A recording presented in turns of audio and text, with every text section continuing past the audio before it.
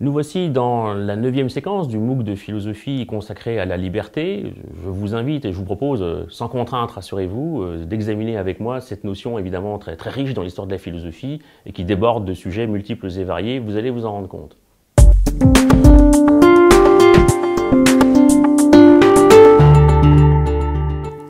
La loi est-elle un obstacle à ma liberté ?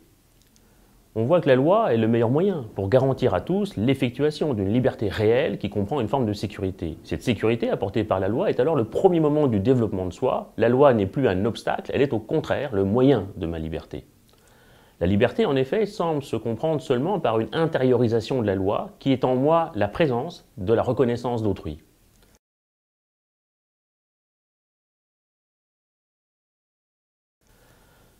Ainsi, accepter la présence de la loi, n'est-ce pas alors fonder une liberté réelle qui prend en compte des limites à la volonté individuelle ?